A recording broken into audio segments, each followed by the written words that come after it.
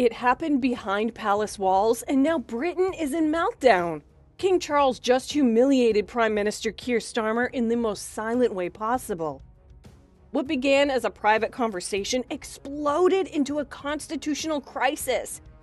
And the king didn't even have to say a word.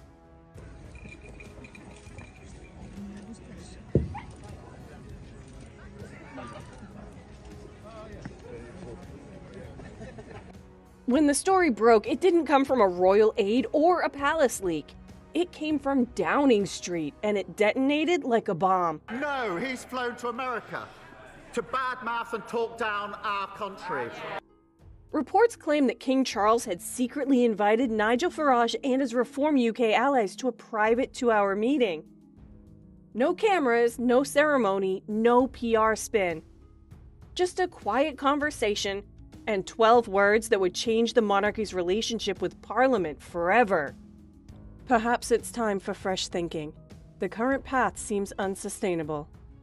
Those 12 words, calm, polite, measured, were enough to shatter Keir Starmer's authority overnight. Because for the first time in modern British history, the king had spoken like a statesman, not a figurehead. And behind closed doors, everyone knew what it meant. Charles had just questioned the Prime Minister's direction, publicly and symbolically. The meeting was meant to stay secret. Royal protocol demanded it. The crown doesn't interfere in politics. But somehow, within 48 hours, every front page had the story. The king had met Farage. The king had questioned Starmer. The king had crossed the line. And instead of responding with grace, Starmer snapped.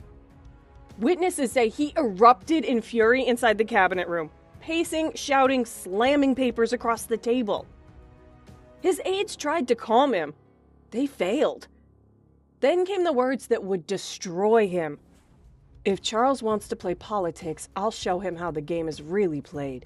The monarchy serves Parliament, not the other way around. Gasps filled the room.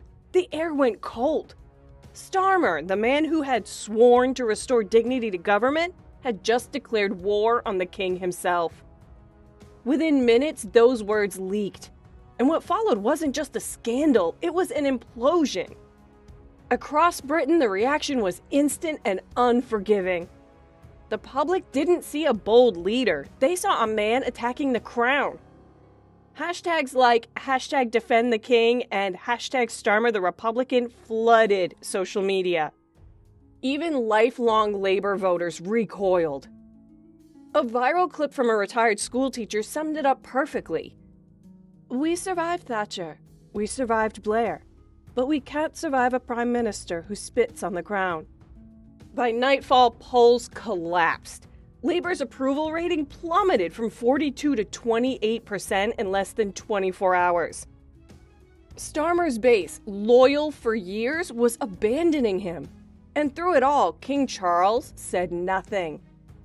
That silence became his most devastating weapon. Every hour the king refused to comment, the outrage against Starmer grew louder. Every day he stayed composed, the Prime Minister looked more reckless, more desperate, more unfit to lead.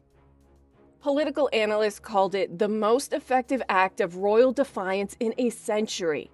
Because Charles didn't have to speak, the nation spoke for him. Behind the scenes, the monarchy's quiet restraint was seen as strength. Inside Labour headquarters, it was chaos. WhatsApp groups meant for damage control had turned into coup headquarters. MPs whispering, aides leaking, ministers resigning. The first to go was Louise Haigh after a brutal shouting match with Starmer. Her resignation letter landed before the ink on his apology draft even dried. She wrote, "I cannot serve under a man who disrespects the crown, or the millions who cherish it."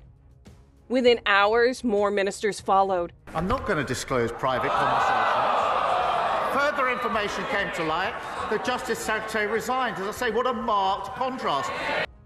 Each resignation was another cut, small, deliberate, fatal. And through it all, the king remained silent. News anchors replayed the footage of Starmer slamming his fist over and over. Papers called it the tantrum that shook Westminster. The image of a furious prime minister railing against the monarchy while the king carried on with quiet dignity was pure destruction. Charles didn't need to fight him, he simply let him burn. In the days that followed, the silence became a storm. Constitutional scholars praised the king's restraint.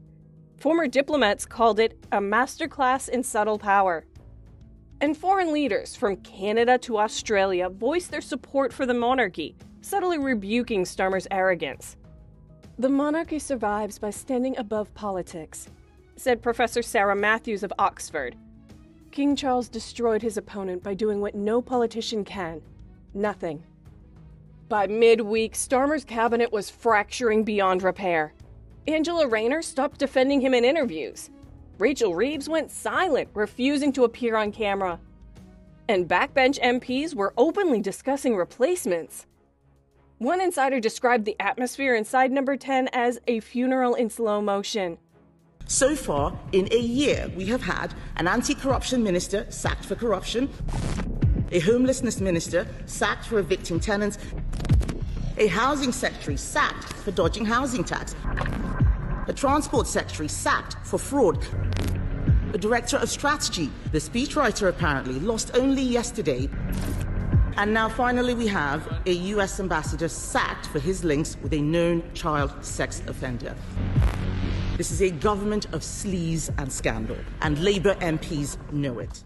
Meanwhile, Nigel Farage seized the moment. He stood before Union Jacks and spoke softly, calling for respect for the monarchy and stability for the nation. While Starmer raged, Farage positioned himself as the loyal defender of the king. The contrast couldn't be sharper. One man screaming about control, the other standing for tradition. And at the center of it all, King Charles, calm, silent, untouchable. Public sentiment flipped overnight. Reform UK's membership skyrocketed by 400%. Donations poured in. Labour's base splintered. And through it all, Charles's image soared. A YouGov poll found that 79% of Britons now viewed the king as a symbol of stability. Only 14% said the same of Starmer. There's been a YouGov poll out today that shows Labour apparently on course for a landslide bigger than 97. Are you home and dry? My message to every single Labour Party member, every single MP, every single candidate is ignore that poll. And yet, even as the chaos deepened, Charles never said a word. No statement, no speech, no hint of satisfaction. But every second of that silence spoke volumes. The monarchy didn't need to fight. The people did it for him. By defending the crown, they destroyed the man who dared to challenge it. Now Starmer's government stands on the edge. His ministers have fled. His allies have turned. His approval ratings are in free fall. And all because one man, one king, refused to lower himself to Starmer's level. We have to earn every vote, respect every vote, and we should always, always fight like we're 5% behind. In the quiet halls of Windsor, aides say the king looked resolute but wounded. That he took no joy in Starmer's downfall, but knew it was inevitable. Because when a prime minister attacks the monarchy doesn't fight back. It endures. And in doing so, it wins. That's how King Charles destroyed King Starmer. Not with force, not with fury, but with silence, dignity, and time. A masterclass in patience that turned public loyalty into royal vengeance. Now Britain watches as one man stands stronger than ever, and the other faces political extinction. Yet in the end, the question remains, who do you think will survive this power struggle? The king or the prime minister? Let us know your pick in the comments down below.